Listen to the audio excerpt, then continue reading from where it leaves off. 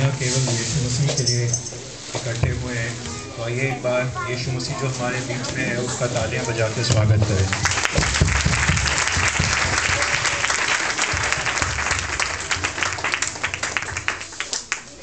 इससे पहले वचन में चले, हम यहाँ बैठे हुए थे और एक बच्चे का मोबाइल बजा और उसने जल्दी से जाके पीछे अपने पिता को दे दिया मोबाइल। मैं जानता नहीं कौन है वो भाई, लेकिन जो गाना बजा वो शैतान को महिमा देने वाला गाना था। तो मैं बस केवल ये कहना चाहूँगा कि अगर आप दो नाव में पाँव रख के चलेंगे तो निश्चय है कि आप डूब जाएंगे। आप सबको याद होगा कुछ समय पहले जॉय भाई ने प्रचार किया था और एक बहुत ही अच्छी बात बोली थी, स्वर्ग में सोने की सड़कें हैं, ऐसा वचन हमें बताता है। और जॉय ने बोला था कि सोने की सड़कों के ऊपर वही चलेंगे जो सोने से भी ज्यादा मूल्यवान है ना, इसीलिए वहां पे सोने की सड़कें हैं। हम सब स्वर्ग जाना चाहते हैं। आप में से कौन ऐसा है जो स्वर्ग नहीं जाना चाहता? हाथ खड़े करें। हम सब स्वर्ग जाना चाहते हैं। परमेश्वर ने स्वर्ग में जाने के लिए एक मापदंड ठहराया है, बहुत ही स्ट्रिक्ट क्वालिटी कंट्रोल है। हर कोई नहीं जाएगा स्वर्ग, है ना? वचन सबके पास है, वचन में निकालेंगे निर्गमन 20। आप देखेंगे कि कैसे हम सब जगह होते हुए यीशु मसीह पे ही आ जाते हैं।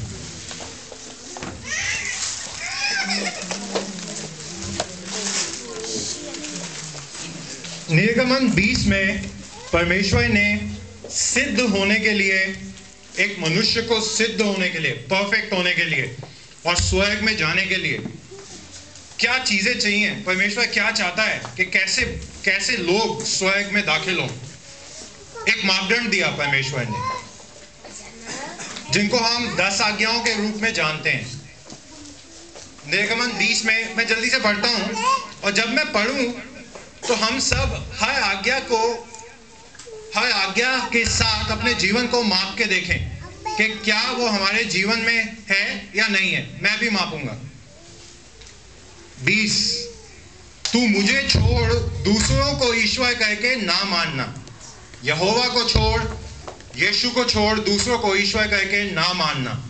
तू अपने लिए कोई मूर्ति खोद कर ना बनाना, ना किसी की प्रतिमा बनाना जो आकाश में या पृथ्वी पर या पृथ्वी के जल में है। तू उनको दंडवत ना करना और ना उनकी उपासना करना। 3री आज्ञा, तू अपने परमेश्वर का नाम व्यर्थ ना लेना। 4थी आज्ञा, तू विश्राम दिन को पवित्र मानने के लिए स्मरण रखना। 6 दिन तो तू परिश्रम करना। ध्यान दें, परमेश्वर कहता है 6 दिन काम करना और 7वें दिन को विश्राम करना, है ना? हम में से बहुत से ऐसे लोग हैं जो 7 दिन क्या करना पसंद करते हैं? आराम करना पसंद करते हैं, काम करना पसंद नहीं करते। 5वीं आज्ञा, तू अपने पिता और अपनी माता का आदर करना।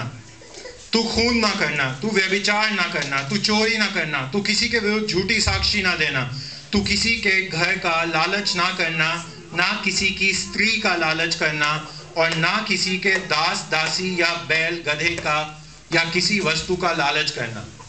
ये है परमेश्वर की क्वालिटी जो परमेश्वर को चाहिए स्वर्ग के अंदर, है ना? ये परमेश्वर का मापदंड है। लेकिन मैं स्वयं इस पे खरा नहीं उतरता। आप में से कोई है, आप सबने इन आज्ञाओं के साथ अपने जीवन को मापा होगा, क्या आप खरे उतरते हैं इन पे?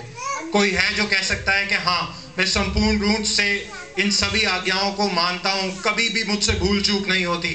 क्या कोई है ऐसा जो कह सकता है? अगर है तो हाथ उठाए। मैं नहीं हूं। अब ये व्यवस्था परमेश्वर ने दी। आगे व्यवस्था विवरण 11 उसकी 26 की 28 जाने की जरूरत नहीं है, समय कम है। व्यवस्था विवरण 11 उसकी 26 से लेकर 28 आए। परमेश्वर ने कहा यदि तुम इन आज्ञाओं को मानोगे तो आशीष पाओगे, यदि नहीं मानोगे तो तुम पे दंड आएगा, श्राप आएगा। व्यवस्था विवरण 11:26 से 28 बहुत ही क्लियर है परमेश्वर। अब पाप की डेफिनेशन, पाप क्या चीज है, पाप की डेफिनेशन जल्दी से पहला यूहन्ना और उसका 3 अध्याय 4 आयत पढ़ेंगे। पहला यूहन्ना 3 उसकी 4 आयत। जो कोई पाप करता है वह व्यवस्था का विरोध करता है, और पाप तो व्यवस्था का विरोध है। अभी जो हमने 10 आज्ञाएं पढ़ी, ये परमेश्वर की व्यवस्था का संक्षेप रूप है, छोटा निचोड़ है। और ये वचन कहता है कि जो कोई इन आज्ञाओं का, व्यवस्था का उल्लंघन करता है, तोड़ता है, वो पाप करता है, वो पाप करता है ना।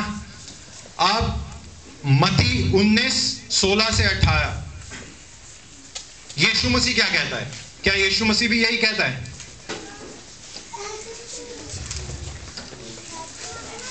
मत्ती 19:16 से 18। एक मनुष्य यीशु के पास आया और उससे कहा, हे गुरु, मैं कौन सा भला काम करूं कि अनंत जीवन पाऊं? कौन सा भला काम करूं कि अनंत जीवन पाऊं, है ना। मनुष्यों का ध्यान काम की तरफ ज्यादा रहता है, हम भले काम करना बहुत चाहते हैं। उसने भी यीशु से क्या पूछा? मैं कौन सा भला काम करूं कि अनंत जीवन पाऊं? यीशु ने क्या कहा? उसने उससे कहा, तू मुझसे भलाई के विषय में क्यों पूछता है? भला तो एक ही है, पर यदि तू जीवन में प्रवेश करना चाहता है तो आज्ञाओं को माना कर। उसने उससे कहा, कौन सी आज्ञाएं? यीशु ने कहा, यह कि हत्या ना करना, व्यभिचार ना करना, चोरी ना करना,